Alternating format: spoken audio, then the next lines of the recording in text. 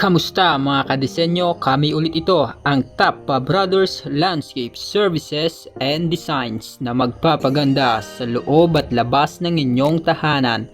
At sa video ito, ituturo namin sa inyo step by step kung paano mag-design ng bricks sa wall. Kaya wag na nating patagalin at simulan na natin.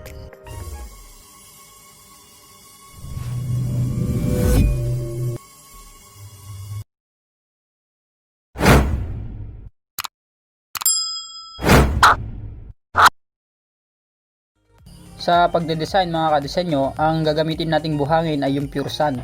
Kailangan nating salandrain upang maalis yung malalaking bato na maaaring makasira sa design natin.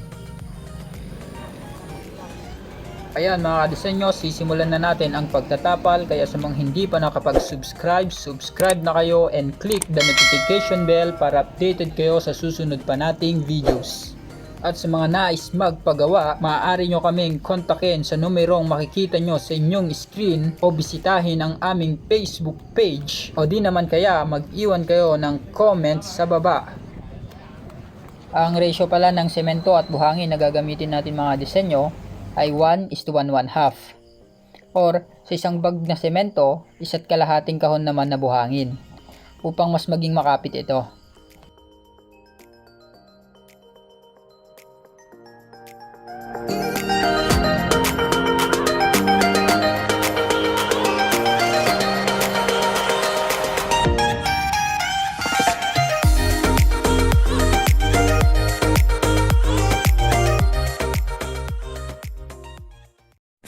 Minutes later. Pagkatapos nating tapalan, ang susunod nating gagawin ay guhitan ito. Sa pagguhit, una guhitan natin ito ng horizontal o pahalang na may sukat na 20 cm mula sa taas at sa bawat pagitan. Pangalawa, guhitan naman natin ito sa iba't ibang sukat at pattern na nais natin upang makabuo tayo ng bricks.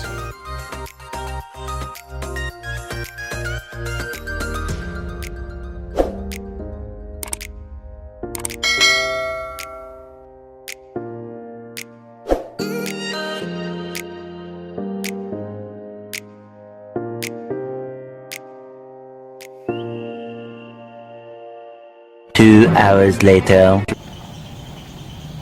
Pagkatapos nga nating guhitan ito sa iba't ibang sukat at pattern, ang next naman nating gagawin ay tapalan o patungan ulit yung ilan dito upang maging bulky tignan, nang sa ganon magmukha talagang tunay na bricks.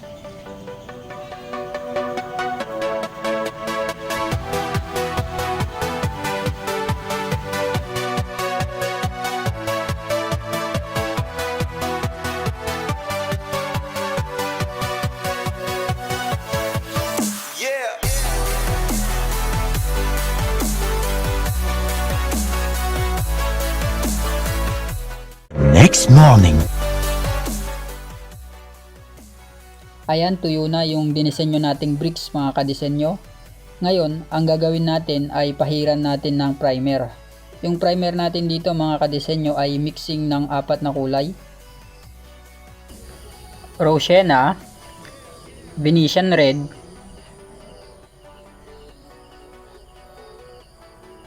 Flat Latex White, at Black na may ratio na 5:3:1.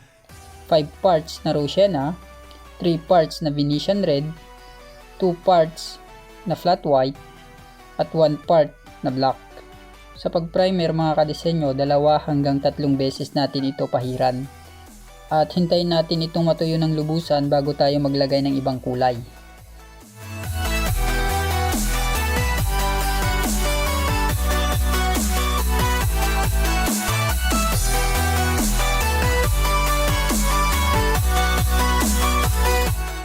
More moments later.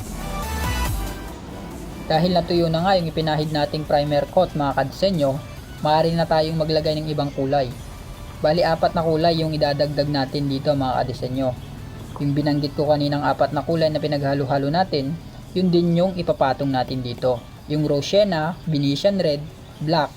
Ang naiba lang ay yung Flat Latex White. Ang ipapalit natin ay Glossy White. Itong 4 na kulay na ito mga kadisenyo ay magsalin tayo sa isang baso o lalagyan. at dagdagan natin ng ibang kulay mula naman dun sa primer na ginamit natin. Halimbawa, yung rose sienna na isinalin natin sa isang baso, haluan natin ng small amount mula dun sa primer natin. Ganon din ang gagawin natin sa iba pa, sa Venetian red, glossy white at black. Ang reason kung bakit nating hahaluan ay upang hindi siya ganon katingkad.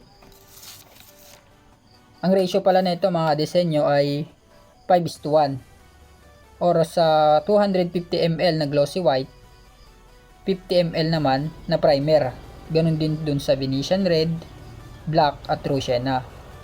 At kapag mag-a-apply na tayo mga kadisenyo, ay hindi dapat matingkad o makapal yung ipatong natin. Dapat manipis lang. Manipis lang yung shading natin upang magmukha talagang bricks.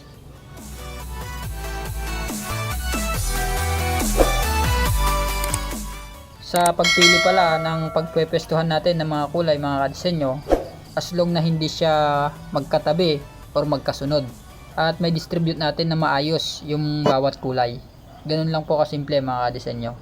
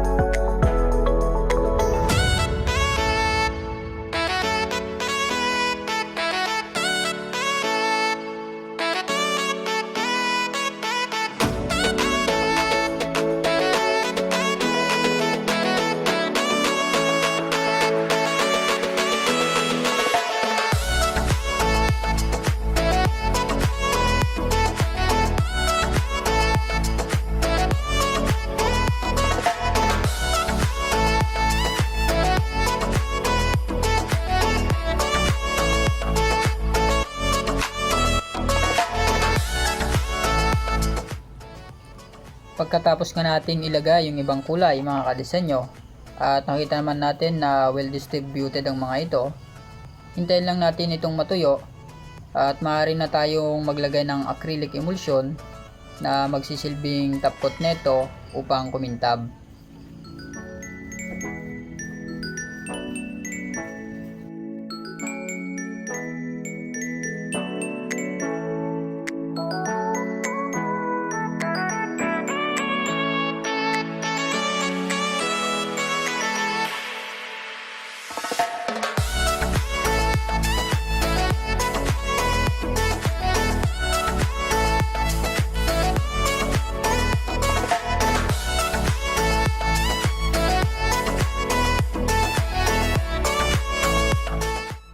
Diyan na nga po nagtatapos yung pagtuturo natin kung paano gumawa ng bricks. I hope may natutunan kayo at nasundan nyo yung proseso. Salamat nga pala sa panonood.